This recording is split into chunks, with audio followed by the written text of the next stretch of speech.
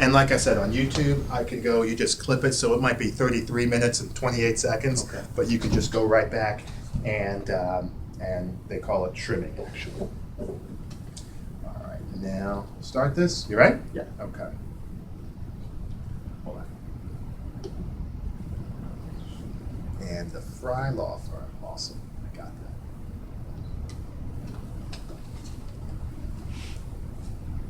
Hey guys, Brian Hilliard here, author of the best-selling book Networking Like a Pro, and we are lucky to have Randy Fry here with us from the Fry Law Firm, who's going to be joining us a little bit, talking a little bit about his practice, his business, and what it is that he's done to be successful. Randy, thanks so much for stopping by. It's great to be here, Brian. Awesome, awesome, awesome. Well, we've known each other for a little while. We've done some work, we've done some stuff, we've hung out together and whatever. And one of the things that I've always kind of been impressed with, and we've talked a little bit about this, is how you're able to go out and meet people and kind of grow your practice. A big part of what you do is through word of mouth. Right. We originally met through BNI. Right. Actually. So maybe tell a little bit about some of the things that you've done to kind of build your practice through word of mouth, and just kind of some of the things that you've done in order to be successful. And also, obviously, tell them what kind of practice you're in, because that would probably be important as well. Sure. Well, Brian, as you mentioned, I started the Fry Law Firm a couple of years ago. Right. I've been a personal injury attorney for about 14 years. Okay. I worked with a couple of really great firms, but it was time to go out and do my own thing. Right, right. So with that being said, I started my own firm a couple of years ago, but I really started with the goal of starting my own firm. I had to start to lay the groundwork for several years to do that. Right. So kind of what I did is, when you say ask about word of mouth, I've got out over the past several years and got involved in a lot of organizations. Right. Frankly, I think one of the biggest things looking back is doing charitable work. Interesting. Okay. Talk Yeah. about that. What do you? Well, I found 2 or 3 areas that I was really interested in. One of those is Special Olympics, Mhm, and one of those is dealing with or helping, assisting special needs adults in various tasks. So I found just getting out and on a regular, consistent basis doing some things that I enjoy Right. was something where I was helping other people, enjoying doing that, but interesting that the business just followed. Isn't that interesting how that happens? One of the, just to interject just for a quick second, because you made me think of something. A lot of times people think of word of mouth as this transactional, I'm just going to go and I'm going to get business through networking and stuff like that. But that's not really how it works, is it? Right. It's giving, and then you receive, maybe not even from that same person. Exactly. It was interesting. I would find myself sometimes volunteering in various organizations, and what I do for professionally might not even come up until 2 or 3 months down the road. That's right. And then when that conversation did occur, a natural conversation, usually somebody simply saying, "Hey, what do you do, Randy?" And tell them I represent people that have been hurt and injured by other unfortunate instances and so forth. Right. And then word just kind of spread. Right. And then people started contacting me, and then those people that were, interestingly enough, even fellow volunteers that were working with me, they are people that are generally going to be networkers and people out in the community, so word would spread that way. That is awesome. That is awesome, because it's word of mouth is all about, and you know this, but word of mouth is all about it's planting. Okay, and Dr. Meisner from BNI has this conversation about hunting versus farming, and you may or may not have heard of it, but he says that networking is about farming for business. And a lot of people look at it as hunting, right? I'm going to go out and I'm going to get more clients. I'm going to get more referrals. I'm going to somehow try to club the lead and bring it back to the office. And really, what it comes down to, it's about planting the seeds and getting the word out. Because even with your practice, and maybe tell people a little bit about your practice, it's not something where, with personal injury, it's not something where people have it every day. Right. Exactly. People don't plan to be in a car accident. Right. People don't plan to fall at a store after the floors have been washed and not properly marked. So people don't plan to do that stuff or have those unfortunate incidents. So I found just getting out in the community, getting to know people, volunteering, which I mentioned. Okay. I've also found doing some structured things, such as you mentioned BNI. Right. Made a lot of good contacts through BNI. Right. And so simply getting your name out there, meeting those people, and then building trust amongst people. Right. I may meet some people, may never hear back, and then a year later the phone will ring, and somebody will say, somebody that you met a year ago gave me your name. Can you help me? I've been in this horrible car accident. Can you help me dealing with the insurance company? Right. So, we love those insurance companies. Exactly. They keep me in business. I know they do. Well, talk a little bit about the business of law, because you're kind of getting into it a little bit. You know, I think a lot of times, and we have some listeners maybe who have been, maybe they just graduated. Sure. I don't know what they, maybe they've graduated, maybe they've been doing this for 2 or 3 years. Maybe they're an associate attorney somewhere and thinking about hanging their own shingle. What are some things that you could kind of relate to them talking about this idea of the business of law? Because one of the points that you and I, we were talking off air earlier, how, in my opinion, you see a lot of lawyers, they're taught, and I don't think you would disagree, they're learning how to do stuff in the courtroom. They learn how to do the deposition. They learn how to do law. But the business of law is completely, maybe not completely different, but definitely a different animal. Talk to us about the business of law and maybe what it is that you do, I don't know, on a day-to-day basis to help you kind of straddle those two things between being in law, practicing law, and doing the business of law. Sure. Well, I think in a personal injury practice, of course, obviously you need to be an excellent trial attorney to have successes in the courtroom. Right. But it's not enough just being successful in the courtroom, because you've, of course, got to generate business like you do for any type of business. I found that over the years, I've always made it a point to contact people that I admired in my profession. And a lot of times that was other personal injury attorneys that I knew had successful practices. And I would say, hey, I've read about you in the paper, or I've seen you had this successful outcome in this case. Can I come by at your convenience and have a cup of coffee for 10 minutes? Or can I come by and take you to lunch? When you're getting in front of those types of people, that really, I think, just multiplies and multiplies on other people you'll meet and know along the way. And then that simply generates business down the road. And I love how you make that a relationship conversation. You come in there and you're saying, hey, listen, I'd like to be able to connect with you. I'd like to be able to learn a little bit. And most people are, I mean, you tell me, I guess, are most people receptive to that? I mean, I'm sure you're going to get some who are like, well, okay. But, by and large, reasonable people are fine working with other reasonable people, I would think. They are. I think most people, with some exceptions, but most people are generally complimented that you call and say, hey, I've admired what you do. And they take that as a compliment, and they remember back when they were young, in the younger days, trying to start a business. So they'll say sure, and my phone will ring quite often, and many times, or most of the time, I'll say absolutely. I may not have something till 2 or 3 weeks from now.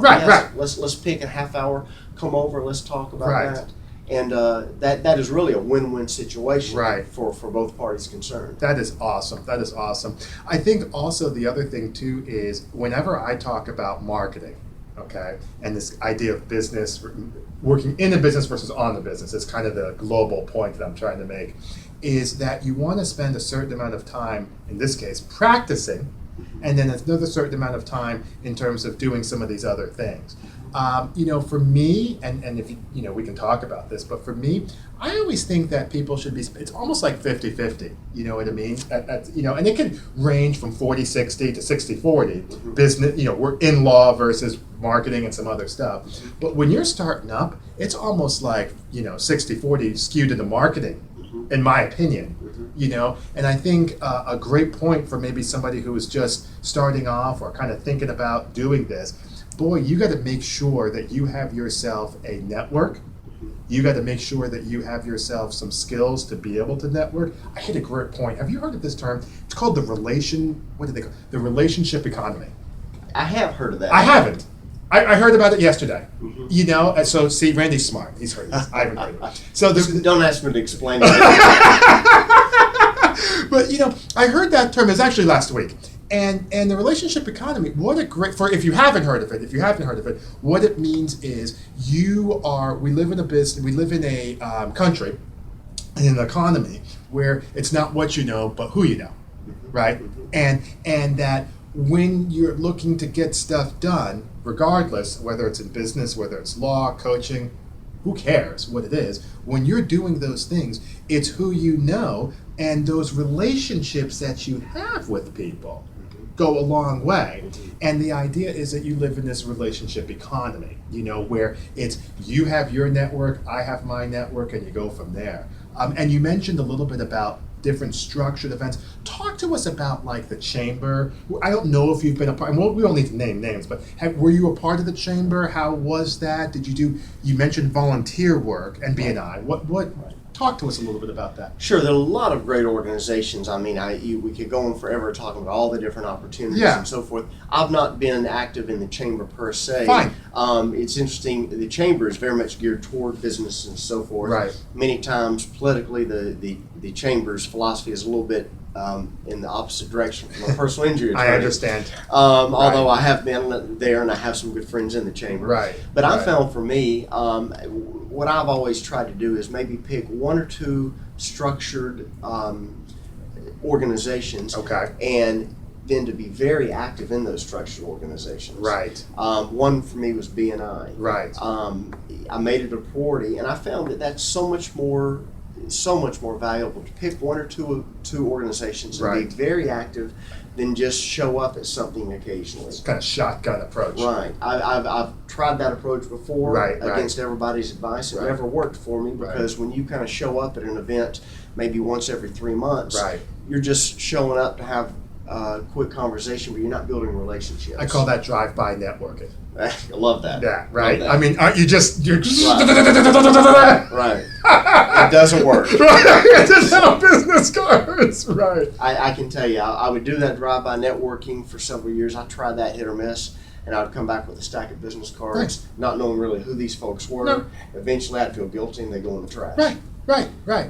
So your recommendation then is it's a couple of events, a couple of organizations that you really feel good about, and then getting involved. I want to say you were even president of the B&I chapter. I was. Matter of fact, I was president of the B&I chapter for a couple of years. I didn't know that. I was active for a year and then went into the position of president of my local chapter for 2 years. Okay. And I found that was just hugely successful. Right. And as we sit here right now, I'm not currently involved in B&I, just simply because when I opened my firm, it wasn't the way to approach it at the moment. Right. But what's interesting, Brian, is I receive so much business and send so much business to people in my B&I chapter that I built that relationship, and that was 4 or 5 years ago. That's right. And that continues on to this day. That's exactly right. And I'll tell these guys the story of you and I, if you don't mind. Sure. Because we met in B&I.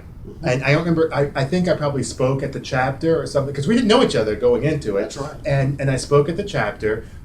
You guys were nice enough to let me speak at the chapter, and we kind of talked a little bit.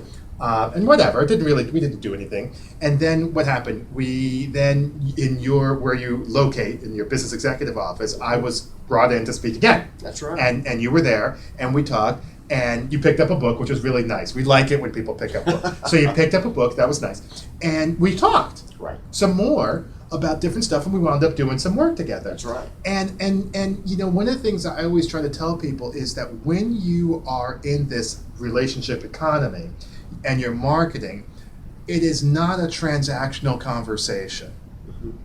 It is, again, back to, I'm going to feed and I'm going to spread the seeds out, and you just never know where the business is going to come from. Now, here's a question that I do have an answer to. So, I'm going to be like a lawyer. You only ask a question that you don't know the answer. Well, this time I'm asking what I have an answer to. Okay, cross-examination. Go for it. What is it that you do to keep those names organized when you go out and network? I mean, I have an answer, but I'd like to hear what you have to say about that. Sure. I'm in the process of getting a better way of organizing. Okay, that's fine. But I do have a system. Yeah, what do you do? It's probably one your grandfather used to use. Okay. I actually keep one of those large binders. Do you really? I really do. Okay. And ironically enough, I refer to it a lot. Do you really? Okay. We're in the process of scanning everything in and getting it organized, and that's certainly the better way of doing it. No question. Right.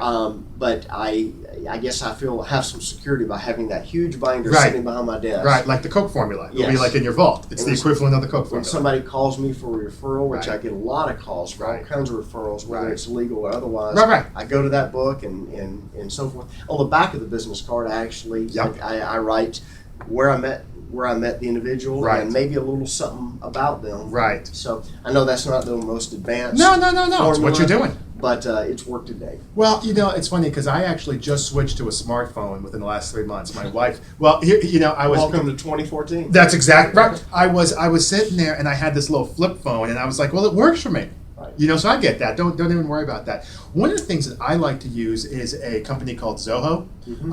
And I don't know if you and I have talked about this, but it's Zoho.com. And I specifically use, it's called the Zoho Creator. Okay, so Zoho.com, if you're going to look for it, I guess you just go Zoho Creator. It's a free service, okay? And here's how this works. It's an online database. It's an online database where you can, first name, last name, email, okay, whatever, right? You put all your stuff in there. Now, this is not a secure deal, so I wouldn't be putting your super secret data in this, okay? But, contact information, bang, bang, bang. And the thing I like about Zoho is its searchability functionality.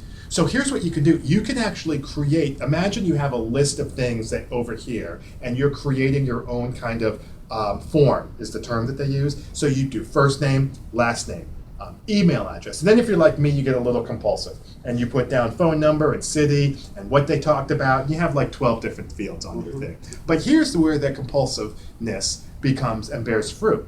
The searchability on this, you can have drag and drop down menus. I ran a search this morning. I worked out, and before I worked out, and I didn't print it out with me, but before I worked out, I did a search. It took me 2 minutes, 2 seconds. And I said, you know what? Because I'm going to be doing a presentation in another part of the country. And I said, all right, I'm going to do, for this city, people who have bought anything from me in this city.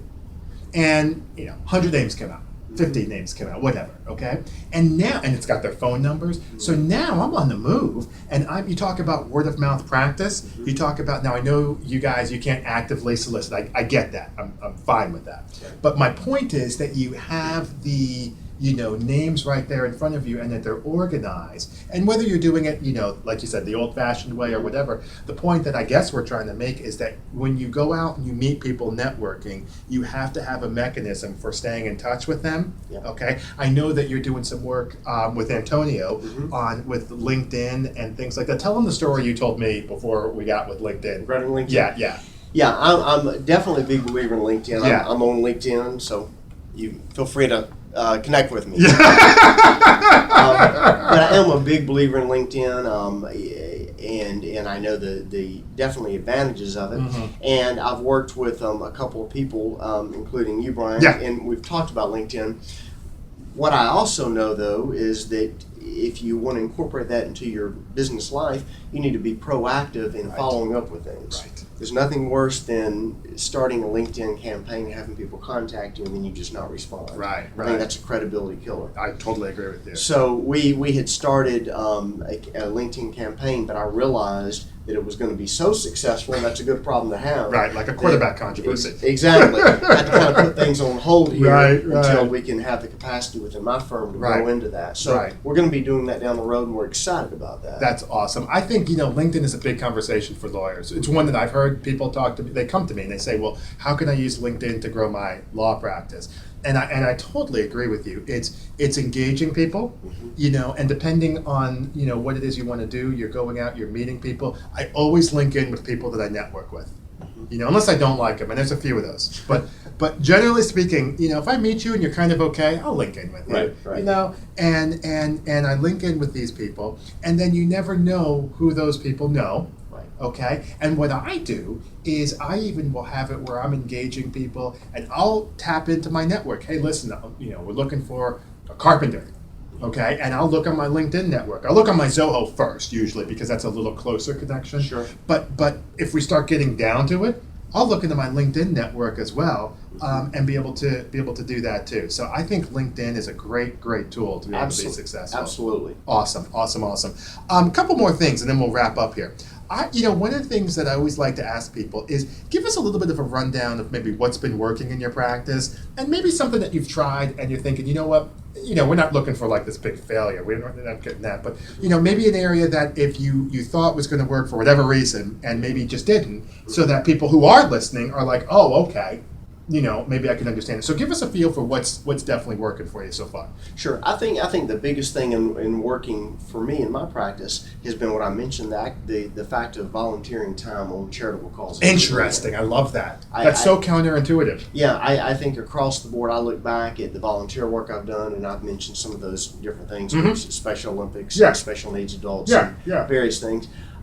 That and as well as being involved in my church. Right. And just the fact of being involved in these organizations, as long as you're kind with people, they kind of see a trust that builds up and so forth. That's right. It's good karma. It's going to come back. That's right. They eventually find out what you do. That conversation comes up in life. Yeah. And I think just the fact of being out there and treating people right comes back. And eventually, I think you're going to get a lot of business out of that. Gotcha. That's not your number one motive, but it comes back around. That's exactly right. What is it, maybe something you've tried where if you were to go back, Randy Fry 1.0, okay, and you ever see those Kia commercials with Blake Griffin? Yes, yes. Okay, so Randy Fry gets back into the thing. What would you say to yourself if you could go back 3, 4, 5 years ago and be like, hey, listen, let's maybe steer clear of this area, not naming names, but just what would you kind of steer clear of, or something that you thought was going to work and maybe didn't work out as well for you? Well, as a term you've used, shotgun network. Yeah. That truly. I was thinking that. Yeah. As I look back, there would be times, and a lot of times the New Year's resolution. Right. I'm gonna be involved in 6 different organizations. right. And lift a Volkswagen if I have to. Exactly. And I would start out maybe January, February, make it to these events, right. And then I'd start missing several months. Then I would go back and show up, right. And that's not relationship building. Right. And I think I wasted time doing that. Okay. But in a sense, it wasn't wasting time because I had to learn what not to do for me. Right. And that is kind of what convinced me to then pick out 2, maybe 3 organizations, get very active in. When I say active, even try to get in leadership roles in these organizations. I'm with you. Yeah, I'm totally with you. And the fact that you're involved in an organization, if it meets weekly or if it meets monthly, the fact that you're there every time, that you show up on time, that you are dressed halfway presentable. Roger that. It all makes a difference. Yeah. We talked about when I met you at BNI, Brian. We met probably 3 or 4 years ago. Yeah, I was trying to remember. Yeah, and I remember getting some really good insight from your talk. And then I think we may have traded emails or phone calls a couple of times over the next year, but really never ran each other. No, just wasn't. But then when I came to see you at a seminar you did, you had instant credibility. Right. And it must have been because I shelled out some money to buy. Which we like. We like that too. Some DZs in your book. Right. So I bought a couple CDs in your book. I remember that. And then that kind of evolved into me saying, hey, Brian, can we work together? How can we do some more things? Right. And we've been able to do that. Yeah. So I hope that kind of roundabout answers your question. Yeah, no, it totally does, because I think that, if you could, I actually went a step, I'm a little compulsive. So I went in and I went back and looked at, I have this running sheet. I've been in business since 2001. I got my business license in October. And one of the things that I did was, you could go back and look at my business and see 4 or 5 distinct periods of time. You know, like in history, you have like the gold era, and then you have like the Renaissance, and then I don't know, the Iron era, I don't know, okay? And you have these distinct periods of time. And I've been keeping up with that. And that is you go and you look and you kind of see where you're at, where you're focused on at the time, and then what you're doing. And you make a great point, Randy. The idea is that a mistake is only a mistake if you don't learn from it. Because otherwise, it's just an experience. That's right. That didn't work out the way you had originally thought. That's right. Okay? And I think that when you're trying to go out and build your practice, I'm still learning now. I'm sitting down, I'm learning from you. So I'm like, oh yeah, I never thought about that. Sure. And being able to take those things and move forward makes all the sense in the world. One last question is the idea of maybe, we talked about if they were a new lawyer. Okay, talk to us a little bit about somebody that's been around for a little while. I know you're in the process of hiring some folks. Yes. Give us a feel for. We might have some people who are similar to yourself. They're like, boy, business has really been great. I'm thinking I need to hire somebody. Walk us through real quick, kind of how you, just your thought process behind that, and what it was that made you say, you know what, this is something that I feel is the right decision, for the Fry Law Firm. Sure. I think in terms of our firm, you have to ask, what direction do you see your firm or your business going in? Right.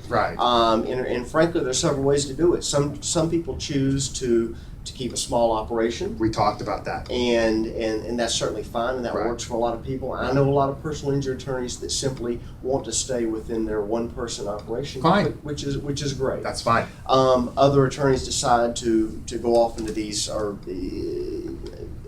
grow their firm and bring in various attorneys. So I simply had to say, what are my goals? And I love the courtroom. Mm-hmm. I love trying cases. Mm-hmm. There are a lot of attorneys that advertise on TV, and there's certainly nothing wrong with that. Right. But generally, many of those attorneys simply, their business model is not set up to try cases. Right. It's to settle. Exactly. Yeah. And nothing inspires me more than having the opportunity to get to talk to juries about my cases and so forth. That's right. So for my focus, Brian, enabling me to try cases meant that I need staff to be able to do things back at the office that have to be done. Right. And also,